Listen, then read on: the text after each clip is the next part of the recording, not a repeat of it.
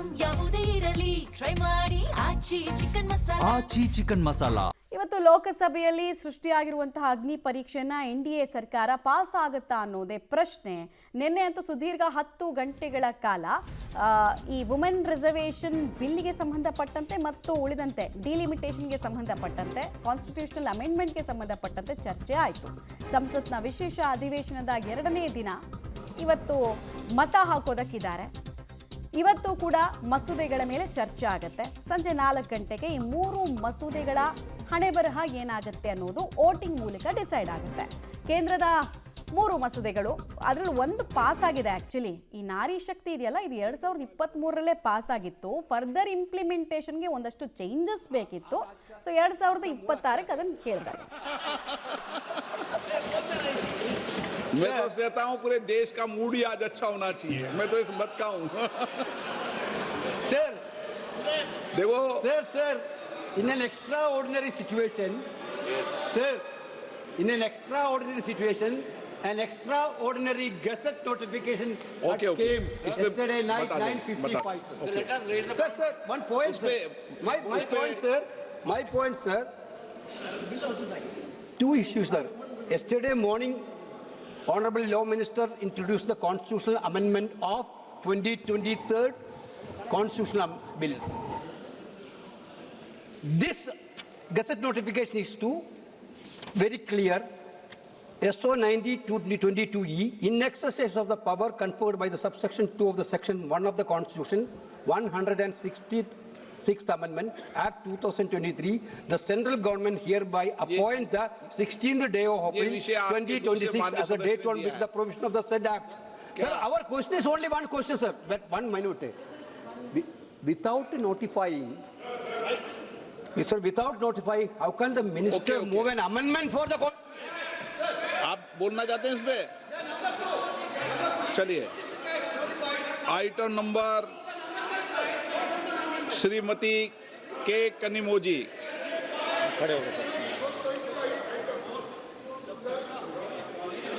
Okay हो गया. श्रीमती के कनिमोजी. श्रीमती के कनिमोजी. ಇವತ್ತು ಕೂಡ ಕಾನ್ಸ್ಟಿಟ್ಯೂಷನ್ ಅಮೆಂಡ್ಮೆಂಟ್ ಬಿಲ್ಗೆ ಆರಂಭಿಕ ಹಂತದಲ್ಲೇ ಕೆ.ಸಿ. ವೇಣುಗೋಪಾಲ್ ಕೆಲ ಪ್ರಶ್ನೆಗಳನ್ನು ಕೇಳಿದ್ರು. ಯಾವುದನ್ನು ನೋಟಿಫೈ ಮಾಡದೆ ಇಷ್ಟೊಂದು ಹರಿಬರಿಯಲ್ಲಿ ವುಮೆನ್ ರಿಸರ್ವೇಷನ್ ಬಿಲ್ನ ಸೋಗಿನಲ್ಲಿ, ಮಾಸ್ಕಲ್ಲಿ ಬೇರೆ ಬೇರೆ ಬಿಲ್ಗಳನ್ನು ಯಾಕೆ ತರಾತುರಿಯಲ್ಲಿ ಮಾಡ್ತಿದ್ದಾರೆ, ಉದ್ದೇಶ ಒಳ್ಳೆದಿದ್ದರೆ ಯಾಕೆ ಹರಿಯಲ್ಲಿ ಮಾಡ್ತಿದ್ದಾರೆ ಅನ್ನೋದು ಅವರ ಒಟ್ಟಾರೆ ಪ್ರಶ್ನೆಯ ಸಾರಾಂಶ ಆಗ್ತಾ ಇದೆ. ಸಹಜವಾಗಿ TMC, DMK ಮತ್ತು ಕಾಂಗ್ರೆಸ್ ಈ NDA ಸರ್ಕಾರದ ಪ್ರತಿ ನಡೆಯನ್ನು ಕೂಡ ವಿರೋಧಿಸ್ತಾ ಬರ್ತಾ ಇದೆ. SP ಕೂಡ ವಿರೋಧಿಸ್ತಾ ಬರ್ತಾ ಇದೆ. ಕಾರಣ ಟೈಮಿಂಗು, 2 ರಾಜ್ಯಗಳಲ್ಲಿ ಚುನಾವಣೆ ನಡೀತಾ ಇರಬೇಕಾದ್ರೆ 1 ವಾರದ ಹಿಂದೆ ನೋಟಿಫಿಕೇಶನ್ ಹೊರಡಿಸಿ ಏಕಕಾಲಕ್ಕೆ 3 ದಿನದಲ್ಲಿ ಅಧಿವೇಶನವನ್ನು ಹೆಂಗೆ ಕರೆದ್ರು, ಇವೆಲ್ಲವೂ ಕೂಡ ಇಂಪಾರ್ಟೆಂಟ್ ಆಗಿರುವಂತಹ ಬಿಲ್ಗಳಾಗಿರೋದ್ರಿಂದ ಸಮಗ್ರವಾದಂತಹ ಚರ್ಚೆ ಬೇರೆ ಟೈಮ್ನಲ್ಲಿ ಇಟ್ಕೊಳ್ಬೋದಾಗಿತ್ತು ಅನ್ನೋದು ಇವರ ವಾದ. ಬಟ್ NDA ಸರ್ಕಾರ ಹೇಳ್ತಾ ಇರೋದೇ ಬೇರೆ. ಡಿಲಿಮಿಟೇಷನ್ ಅನ್ನೋದು ಫ್ರೀಸ್ ಆಗಿ ಆಲ್ಮೋಸ್ಟ್ 50 ವರ್ಷ ಆಗಿದೆ. ನಾವು ಬೌಂಡ್ರಿಗಳನ್ನು, ಕಾನ್ಸ್ಟಿಟ್ಯೂಷನಲ್ ಬೌಂಡ್ರಿಗಳನ್ನು ಕರೆಕ್ಟಾಗಿ ಎಳಿಲಿಲ್ಲ ಅಂದರೆ 1 ಮತ = ಒಬ್ಬ ವ್ಯಕ್ತಿ ಅನ್ನೋ ಆಶಯ ಸರಿಯಾಗಿ ನ್ಯಾಯ ಸಿಕ್ಕಂಗೆ ಆಗಲ್ಲ ಅಂತ. Okay, details. ಮಸೂದೆಗಳಿಗೆ ವಿಪಕ್ಷಗಳಿಂದ ತೀವ್ರ ವಿರೋಧ ವ್ಯಕ್ತ ಆಗ್ತಾ ಇದೆ. ಸಂಜೆ ಮತದಾನ ನಡೆಯಲಿರೋ ಹಿನ್ನೆಲೆಯಲ್ಲಿ ವಿಪಕ್ಷಗಳು ಒಂದು ಹೈ ವೋಲ್ಟೇಜ್ ಮೀಟಿಂಗನ್ನು ನಡೆಸಿದೆ. ವೋಟಿಂಗ್ನಲ್ಲಿ ಭಾಗಿ ಬಗ್ಗೆ ಚರ್ಚೆಯನ್ನು ನಡೆಸಿದ್ದಾರೆ ಅನ್ನೋದು ಗೊತ್ತಾಗ್ತಾ ಇದೆ. ಅಟ್ ದ ಸೇಮ್ ಟೈಮ್ ಲೋಕಸಭೆಯಲ್ಲಿ ಸಂಸದ ರಾಹುಲ್ ಗಾಂಧಿ ಅವರು ಮಾತನಾಡ್ತಾರೆ. ಯಾವ್ಯಾವ ವಿಚಾರಗಳನ್ನು ಇವರು ಮಾತನಾಡ್ತಾರೆ ಅನ್ನೋದು ಕುತೂಹಲ ಕಾರಣ ಆಗ್ತದೆ. ಮಧ್ಯಾಹ್ನ 3 ಗಂಟೆ ಅಷ್ಟೊತ್ತಿಗೆ ಗೊತ್ತಾಗುತ್ತೆ. ನೋಡಿ, ಇಲ್ಲಿ ಸರ್ಕಾರದ ಬಳಿ 3/2 ಮೆಜಾರಿಟಿ ಇಲ್ಲ, 360 ಅನ್ನೋ ನಂಬರ್ ಇಲ್ಲ. ಆದರೆ ಸರ್ಕಾರ ಒಂದು ಪರ್ಮಿಟೇಷನ್ ಮತ್ತು ಕ್ಯಾಲ್ಕುಲೇಷನನ್ನು ಮಾಡ್ತಾ ಇದೆ. ಒಂದು 60 ಜನ ಸಂಸದರು ವಾಕೌಟ್ ಆಗಿಬಿಟ್ರೆ ನಿಮಗೆ ಮೆಜಾರಿಟಿ ಅನ್ನೋದು ಸ್ವಲ್ಪ ಕುಸಿಯುತ್ತೆ. ಈಗ 360 ಅನ್ನೋ ನಂಬರ್ ಇದೆಯಲ್ಲ, ಅದು ಕುಸಿದು ಹೋಗುತ್ತೆ. 60 ಜನ ಹೋದರೆ ಏನು ತೊಂದರೆ ಇಲ್ಲ, ಈಸಿಯಾಗಿ ಪಾಸ್ ಮಾಡ್ಕೊಳ್ಬೋದು ನಾವು ಅಂತ ತೆರೆಮರೆಯಲ್ಲಿ ಕೆಲವು ಪಕ್ಷಗಳ ಬೆಂಬಲವನ್ನು ಕೂಡ NDA ಕೇಳ್ತಾ ಇದೆ. ಅವರು ವಿಶ್ವಾಸವನ್ನು ನೋಡ್ತಾ ಇದ್ರೆ ಒಂದಷ್ಟು ಬಾರ್ಗೇನಿಂಗ್ ಮಾತುಕತೆಗಳು ಆದ ಹಾಗೆ ಕಾಣಿಸ್ತಾ ಇದೆ. ಆದರೆ ಇದಕ್ಕೆ ಕಾಂಗ್ರೆಸ್ ನೇರವಾಗಿ ಟಕ್ಕರ್ ಕೊಡ್ತಾ ಇದೆ. ಅದು ಹೇಗೆ ಬಿಲ್ಲನ್ನು ನೀವು ಪಾಸ್ ಮಾಡ್ಕೊಳ್ತೀರ, ನಾವು ನೋಡ್ತೀವಿ ಅಂತ ಹೇಳ್ತಿದ್ದಾರೆ. ವುಮೆನ್ ರಿಸರ್ವೇಷನ್ ಬಿಲ್ನ ಇಂಪ್ಲಿಮೆಂಟೇಷನ್ಗೆ ನಮ್ಮ ವಿರೋಧ ಇಲ್ಲ ಅನ್ನೋದನ್ನು ಕಾಂಗ್ರೆಸ್ ಹೇಳ್ತಾ ಇದೆ. ಆದರೆ ಕ್ಷೇತ್ರಗಳ ಪುನರ್ವಿಂಗಡಣೆ, ಏಕಾಏಕಿ ಸಂಸತ್ನ ಗಾತ್ರ ಗಾತ್ರವನ್ನು ದೊಡ್ಡದು ಮಾಡ್ತಾ ಇರೋದ್ರ ಬಗ್ಗೆ ನಮ್ಮ ವಿರೋಧ. ಅದಕ್ಕೂ ವಿರೋಧ ಇಲ್ಲ, ಬಟ್ ನೀವು ಚರ್ಚೆನೇ ಮಾಡಿದೆ ಅದೇನು ಡೇಟಾ ಇಟ್ಕೊಂಡು 850 813 ಅಂತ ಅನ್ನಕ್ಕೆ ಬರ್ತಾ ಇದ್ದೀರಾ? ಕನ್ಕ್ಲೂಷನ್ ಏನಿದ್ರದ್ದು? ಆಮೇಲೆ 50% ಸೀಟ್ಗಳನ್ನು ಏರಿಕೆ ಮಾಡ್ತೀವಿ ಅಂತ ನೀವು ಈ ಡ್ರಾಫ್ಟಿಂಗಲ್ಲಿ ಎಲ್ಲೂ ಹೇಳಿಲ್ಲ. ಲಾಸ್ಟಲ್ಲಿ ಒಂದು ಪಟ್ಟಿ ಕೊಡ್ತೀವಿ, ಅದರಲ್ಲಿ ಸೇರಿಸ್ತೀವಿ ಅಂತಿದ್ದೀರಿ. ನಿಮ್ಮನ್ನು ನಂಬೋದು ಹೇಗೆ? ನಿಮ್ಮ ಇಂಟೆನ್ಷನ್ ಬೇರೆ ಇದೆಯಲ್ಲ ಅನ್ನೋದು ವಿಪಕ್ಷಗಳ ಆರೋಪ. ಹೀಗಾಗಿ ಇವತ್ತು ತುಂಬ ಇಂಪಾರ್ಟೆಂಟ್ ಆಗ್ತಾ ಇದೆ. ತುಂಬ ಜನ ಕನ್ಫ್ಯೂಸ್ ಆಗಿದ್ದಾರೆ.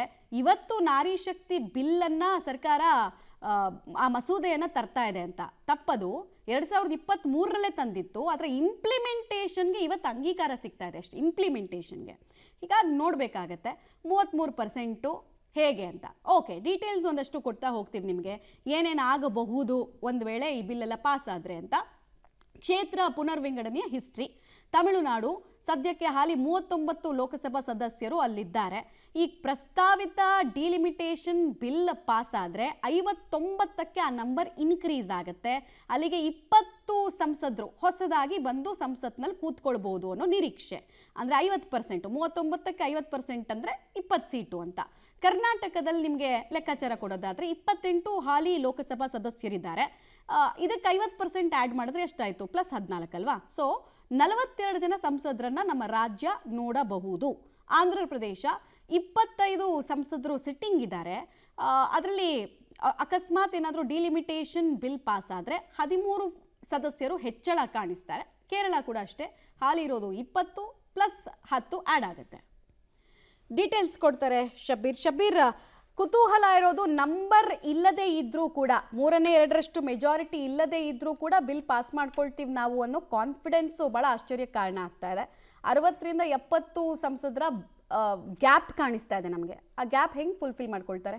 ನೋಡಿ, ಈಗ ಪ್ರಧಾನಿ ನರೇಂದ್ರ ಮೋದಿ ಅವರ ಆದಿಯಾಗಿ ಬೇರೆ ಬೇರೆ ಪ್ರಮುಖ ನಾಯಕರು ಈಗಾಗಲೇ ಎಲ್ಲ ಪಕ್ಷದ ನಾಯಕರುಗಳಿಗೂ ಕೂಡ ಮಾತುಕತೆಯನ್ನು ನಡೆಸಿದ್ದಾರೆ ಮತ್ತು ಈ ಬಿಲ್ನಲ್ಲಿ ಬೆಂಬಲವನ್ನು ಕೂಡ ಕೇಳಿದ್ದಾರೆ.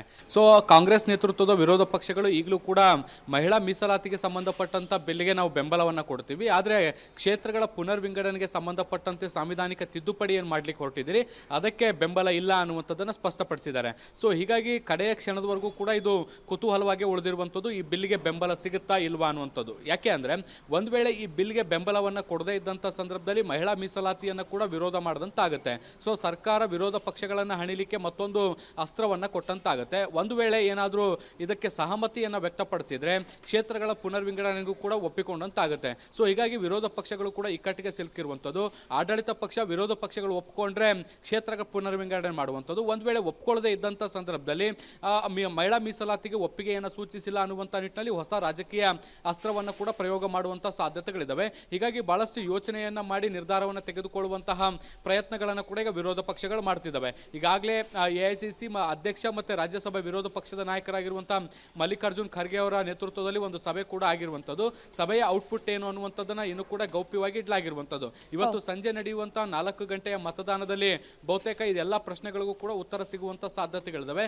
ಸರ್ಕಾರ ಈಗಲೂ ಕೂಡ ಈ ಒಂದು ಬಿಲ್ಗೆ ಬಹುಮತ ಸಿಗಬಹುದು, 2/3 ಬಹುಮತ ಸಿಗಬಹುದು ಅನ್ನುವಂಥ ಲೆಕ್ಕಾಚಾರದಲ್ಲೂ ಕೂಡ ಈಗ ಸದ್ಯಕ್ಕೆ ಇದೆ. ಮಮತಾ, ಧನ್ಯವಾದ ತಮ್ಮ ಮಾಹಿತಿಗಾಗಿ. ಸಂಸದರು ವಾಕೌಟ್ ಮಾಡದೇ ಇರೋ ರೀತಿ ನೋಡ್ಕೊಳ್ಬೇಕು ಅನ್ನೋದು ಕಾಂಗ್ರೆಸ್ನ ಯೋಚನೆ. ಹೀಗಾಗಿ ಅವ್ರು ಮೀಟಿಂಗ್ ಕರೆದಿರೋದು. ಸೊ ಸಂಸದರು ವಾಕೌಟ್ ಮಾಡ್ತಾರಾ? ಯಾರ ಜೊತೆ ಮಾತುಕತೆ ಸಫಲ ಆಗುತ್ತಾ? ಹೆಂಗಾಗುತ್ತೆ ಈ ಕ್ಯಾಲ್ಕುಲೇಷನ್ ಅನ್ನೋದು ಕುತೂಹಲ. ಶತಮಾನಗಳಿಂದ ಮಹಿಳೆ ಹೋರಾಟ ಮಾಡ್ಕೊಂಡು ಬಂದಿದ್ದಾರೆ. ವೇದ, ಇತಿಹಾಸ, ಆ ಕಾಲದಲ್ಲಿ ಮಹಿಳೆಯರಿಗೆ ನಿಜವಾಗಿಯೂ ಕೂಡ ಸ್ವಾತಂತ್ರ್ಯ ಇತ್ತು ಅಂತ ನನ್ನ ಭಾವನೆ. 12ನೇ ಶತಮಾನದಲ್ಲಿ ಬಸವಣ್ಣವರು ಮೊಟ್ಟ ಮೊದಲನೇ ಬಾರಿಗೆ ಮಹಿಳೆಯರಿಗೆ ಹಕ್ಕನ್ನು ಕೊಟ್ಟರು. ಅನುಭವ ಮಂಟಪದಲ್ಲಿ ಅವ್ರಿಗೆ ಸ್ಥಾನವನ್ನು ಕೂಡ ಕೊಟ್ಟರು. ಈಗ ಮೊಟ್ಟ ಮೊದಲನೇ ಬಾರಿಗೆ ಸನ್ಮಾನ್ಯ ಪ್ರಧಾನಮಂತ್ರಿಯಾದಂಥ ಮೋದಿಯವರು ಈ ಹಕ್ಕನ್ನು ಮಹಿಳೆಯರಿಗೂ ಕೊಡೋದಕ್ಕೆ ಪ್ರಯತ್ನ ಮಾಡಿದ್ದಾರೆ. ಬಿಲ್ಲನ್ನು ತಂದಿದ್ದಾರೆ. 33% ಮಹಿಳೆಯರು ಕೊಡಬೇಕು ಅಂತ ಹೇಳ್ತಿದ್ದಾರೆ. ನನಗನ್ನಿಸ್ತಾರೆ ಮಹಿಳೆಯರು ನಿಜವಾಗಿಯೂ ಕೂಡ ಅಭಿಮಾನ ಪಡ್ತಕ್ಕಂಥ ಒಂದು ವಿಷಯ, ಸಂತೋಷ ಪಡ್ತಕ್ಕಂಥ ವಿಷಯ. ಈಗಾದರೂ ಕಣ್ಣು ಬಿಟ್ಟು ನೋಡ್ತಾ ಇದೆಯಲ್ಲ ಪಾರ್ಲಿಮೆಂಟು, ನಮ್ಮ ಕಾನೂನು ನಮ್ಗೆ ಬರುತ್ತಾ, ನಮ್ಮ ಹಕ್ಕು ಬರುತ್ತಾ ಅಂತ ಕೇಳ್ಕೊ